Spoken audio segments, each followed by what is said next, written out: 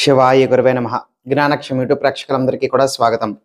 ప్రేమించినటువంటి వ్యక్తి పురుషుడైనా కావచ్చు, స్త్రీ అయినా కావచ్చు, ఏవైనా సరే మనస్పర్ధలు, గొడవలు, లేకపోతే మూడవ వ్యక్తులు కలగచేసుకోవటం వలన, లేకపోతే ఏ కుటుంబ పరిస్థితుల వలన, లేకపోతే మీ మధ్యనే గొడవలు వచ్చి ఇంకా ప్రేమ అనేటువంటిది కోల్పోయి మనస్పర్ధలు అనేటువంటిది వచ్చి ఎడబాటు అనేటువంటిది ఎదురై వాళ్ళు వదిలి గనక వెళ్ళిపోతే మీతో మాట్లాడట్లేదు, మీతో సరిగ్గా ప్రేమగా ఉండట్లేదు, మునుపట్లా ఉండట్లేదు అనేటువంటి సమస్యతో బాధపడుతున్నటువంటి వాళ్ళు మాత్రమే ఇప్పుడు నేను మీకు చెప్పబోతున్నటువంటి యొక్క పరిహారం అనేటువంటిది మీరు ఆచరించవచ్చు.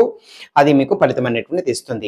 ఇలా కాకుండా కేవలం కామవాంఛతో మాత్రమే, లేదు అనంటే వాళ్ళని వేధించాలి, వాళ్ళని సాధించాలని మాత్రమే, లేకపోతే ఏదైనా స్వార్థపూరితమైన కోరికతో వాళ్ళకి నష్టం కలిగేలా చేయడం కోసం కానీ ఇలాంటి ఆలోచనలతో చేస్తే ఫలించకపోగా మీకు తీవ్రమైనటువంటి పరిణామాలు కూడా ఎదురవుతాయి. కాబట్టి ఇటువంటి పరిస్థితులు కాకుండా ముందు చెప్పినటువంటి విధంగా అటువంటి వాళ్ళు ఎవరైనా సరే ఇప్పుడు నేను చెప్పబోతున్నటువంటి యొక్క పరిహారం అనేటువంటిది ఆచరించవచ్చు.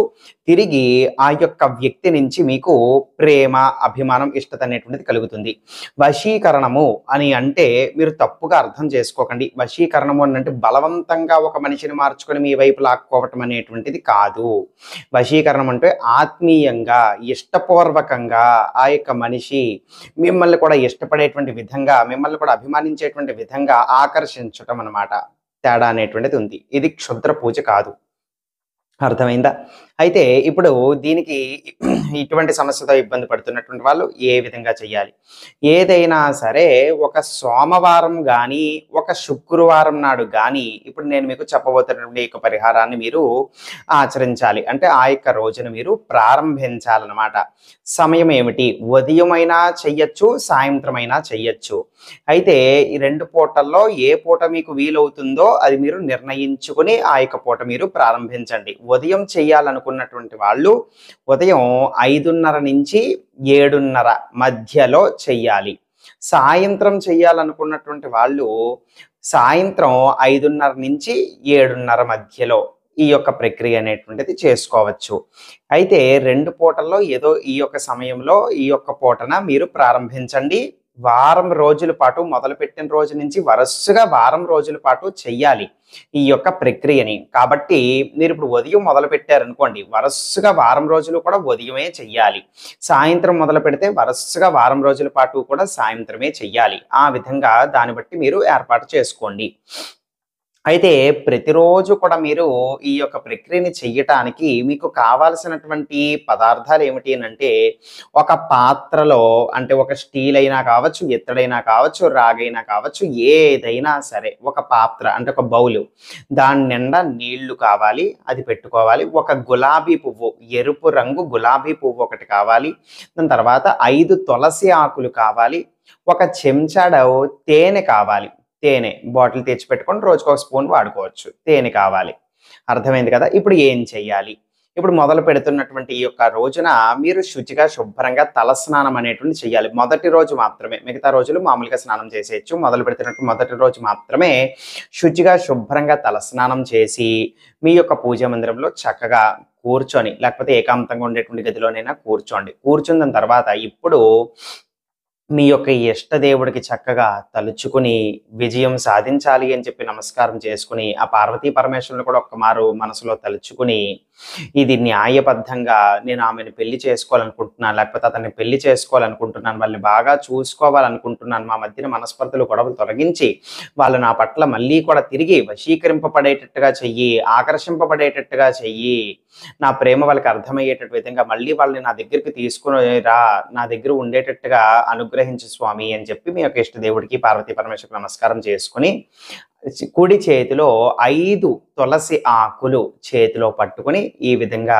చక్కగా బిగించి నేను చెప్పబోతున్నటువంటి మంత్రాన్ని 108 సార్లు జపం చెయ్యాలి. చేతిలో పట్టుకుని ఎడమ చేతితో మీరు జపమాలని లెక్క పెట్టుకోవచ్చు. రుద్రాక్షమాల జపం కోసం వాడితే మంచిది. రుద్రాక్షమాల లేనటువంటి వాళ్ళు ఏ మాలైనా వాడుకోవచ్చు, పర్వాలేదు. ఏది లేనటువంటి వాళ్ళు వేళ్లతోనైనా లెక్క పెట్టుకోవచ్చు, దేనితోనైనా లెక్క పెట్టుకోవచ్చు. లెక్క 108 మినిమం పూర్తవ్వటం అనేటువంటిది ఇక్కడ మనకి ముఖ్యము. ఈ విధంగా చేతిలో 5 తులసాకులు పట్టుకొని 108 సార్లు మీరు మంత్ర జపం అనేటువంటిది చెయ్యాలి. చేసిన తర్వాత ఇప్పుడు ఈ 5 తులసి ఆకులు కూడా చక్కగా ఈ విధంగా వేళ్ళతో తీసుకొని 5 తులసాకులు కూడా కలిపి ఒక చెంచాడు తేనెలో ముంచి ఆ ఎర్రటి గులాబీ పువ్వు ఉంది కదా, ఆ గులాబీ పువ్వు మీదన ఆ యొక్క ఆకులు పెట్టి ఆ గులాబీ పువ్వు అదే పలంగా అలాగా నీళ్లు పాత్ర పెట్టుకున్నారు కదా, ఆ నీటి మీదన పెట్టేసేయాలి. అర్థమైందా?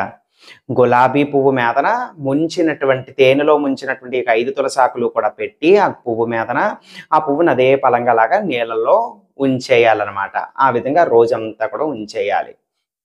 ఇప్పుడు మరుసటి ఈ రోజుకైతే ఈ యొక్క ప్రక్రియ సాధారణంగా పూర్తయిపోయింది. ఆ విధంగా చేసేసరికి నమస్కారం చేసుకోండి, లేచిపోండి, మీ యొక్క నిత్యమైనటువంటి పనులు మీరు చేసుకోండి. మళ్ళీ మరుసటి రోజు మీరు మళ్ళీ చెయ్యాలి కదా, మరుసటి రోజు మీరు చేయటానికి వచ్చినప్పుడు ఈ యొక్క బౌలు, ఈ యొక్క నీళ్లు, ఆ గులాబీ పువ్వు, దాని మీద ఉన్నటువంటి ఆ యొక్క తేనెతో ముంచినటువంటి ఆకులు అన్నీ కూడా ఏదైనా సరే ఒక చెట్టు మొదలలో మీరు పారవేసేయండి. మళ్ళీ మరుసటి రోజు మీరు మొదలు పెట్టేటువంటి సమయంలో మళ్ళీ ఫ్రెష్ 5 తులసాకులు తెచ్చుకోండి, మళ్ళీ ఒక తేనె స్పూను, మళ్ళీ ఒక ఫ్రెష్ గులాబీ పువ్వు తెచ్చుకోండి. ఈ యొక్క నిన్నటి చేసినటువంటివి ఒక చెట్టు మొదల్లో పారవేసేసి మళ్ళీ ఫ్రెష్ వాటర్ పట్టుకుని మళ్ళీ పెట్టుకోవాలి, మళ్ళీ ఫ్రెష్గా చేసుకోవాలి. ఈ విధంగా వరుసగా 7 రోజుల పాటు ఈ యొక్క ప్రక్రియ అనేటువంటిది చెయ్యాలి. అర్థమైంది కదా? ఈ విధంగా చేస్తే మీకు మధ్యన జరిగినటువంటి ఆ యొక్క మనస్పర్ధలు, ఆ యొక్క గొడవలు, ఆ యొక్క చికాకులు, ప్రేమ కోల్పోయి అన్యథా వేరే వ్యక్తుల వలన కానీ ఏది కారణమైనా సరే మళ్ళీ కూడా తిరిగి వాళ్ళు మీ పట్ల వాళ్ళ యొక్క మనసు అనేటువంటిది మారి మీకు తిరిగి వాళ్ళ యొక్క మనస్ఫూర్తిగా మీకు ఆకర్షింపబడటం అనేటువంటిది జరుగుతుంది. మళ్ళీ కూడా ఫోన్ కాల్ చేయటమో, మెసేజ్ చేయటమో, మళ్ళీ ప్రేమగా, ఆప్యాయతంగా, అభిమానంగా మీతో మాట్లాడటమో, ఇట్లాంటివన్నీ కూడా మళ్ళీ తిరిగి ఎదుర్కొంటారు. మునుపటి రోజులు మళ్ళీ తిరిగి వస్తాయి. మీ మధ్యన జరిగినటువంటి ఇబ్బందులన్నీ కూడా తొలగిపోతాయి. అర్థమైంది కదా? ఇదే విధంగా అర్థమైంది కదా? అయితే మరి మీరు ఇక్కడ ఉపయోగించవలసినటువంటి మంత్రం అనేటువంటిది తెలియచేస్తున్నాను, వినండి.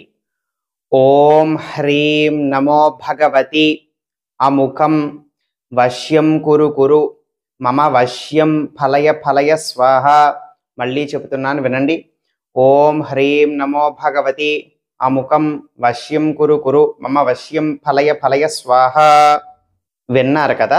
ఇది ఆ యొక్క మంత్రము. ఇక్కడ ఈ యొక్క మంత్రంలో ఇప్పుడు అముఖం అని ఉన్న చోట వాళ్ళ యొక్క పేరు అనేటువంటిది చెప్పి మీరు ఈ యొక్క జపం అనేటువంటిది చేయవలసి ఉంటుంది. ఇప్పుడు చేతిలో తులసాకులు పట్టుకొని మంత్ర జపం అనేటువంటిది చేయాలి కదా, ఆ వ్యక్తి యొక్క పేరు అనేటువంటిది అక్కడ చెప్పి ఈ యొక్క మంత్రం అనేటువంటిది చేయవలసి ఉంటుంది అనమాట. ఆ విధంగా ఈ యొక్క మంత్రం అనేటువంటిది పూర్తవుతుంది. మీరు అముఖం అనేబడేటువంటి ఆ యొక్క పదం చెప్పకూడదు. ఆ వ్యక్తి యొక్క పేరు చెప్పి ఈ యొక్క మంత్రం అనేది చేయాలి. ఆ పలానా వ్యక్తి ఎవరైతే ఉన్నారో నిక్ నేమ్స్ ఉంటాయి కదా, ముద్దు పేర్లు, అట్లాంటివి వాడకూడదు. ఇంటి పేరుతో సహా అతని యొక్క పేరు చెప్పినా పర్వాలేదు, లేకపోతే అతని ముఖ్యమైనటువంటి పేరు ఏదైతే ఉందో, నామకరణమైనటువంటి పేరు ఏదైతే ఉందో ఆ యొక్క పేరు అనేటువంటి చెప్పాలే తప్ప ముద్దు పేర్లు, నిక్ నేమ్స్ అనేటువంటివి చెప్పడానికి వీలు లేదు. ఆ విధంగా ముఖ్యమైన పేరు అనేటువంటి చెప్పి మీరు ఈ మంత్ర జపం అనేటువంటి చెయ్యాలి. తర్వాత ఇప్పుడు ఈ యొక్క ప్రక్రియకి దీపారాధన ఏమైనా చెయ్యాలా అండి, పూజ ఏమైనా చెయ్యాలా అండి, నైవేద్యాలు ఏమైనా పెట్టాలండి, ఇట్లాంటి క్వశ్చన్స్ మళ్ళీ వస్తూ ఉంటాయి. చాలాసార్లు చెప్పాను, మళ్ళీ చెప్తున్నాను. ప్రత్యేకంగా ఏమీ కూడా చెప్పలేదు అని అంటే దాని అర్థము దాని యొక్క అవసరం అనేటువంటిది లేదు అని అర్థం. నేను ఇప్పుడు ఏ విధంగానైతే చెప్పానో చెప్పినటువంటి విధంగా మీరు ఆచరించుకోవచ్చు. దీనికి అనుగుణంగా ఇంకా కూడా కావాలి అని అంటే నేను దీపారాధన చేసుకుని దీపం వెలిగించి ఈ విధంగా చేస్తాను, లేకపోతే ఇలాగ అమ్మవారి దగ్గర ఇలాగ దండం పెట్టుకుని చేస్తాను, ఏదైనా ఒక అరటిపండు ఏదైనా నైవేద్యం పెట్టి చేస్తాను అన్నా కూడా పర్వాలేదు. కానీ కంపల్సరీ లేదు, మ్యాండేటరీ లేదనమాట. ఎవరిష్టం వాళ్ళది. ఇప్పుడు నేను చెప్పినటువంటి ప్రక్రియ మీరు ఆ విధంగా ఆచరించడం అనేటువంటిది ముఖ్యం. ఈ యొక్క అవసరం ఉన్నటువంటి వాళ్ళు మిగతావి ఏం లేకపోయినా పర్వాలేదు, పని చేస్తుంది. దీపం కూడా పెట్టుకుంటాను, లేకపోతే 2 పువ్వులు వేసుకుంటాను అన్నా కూడా తప్పు లేదు. అర్థమైంది కదా? సర్వే జనా సుఖినో భవంతు. శివార్పణమస్తు.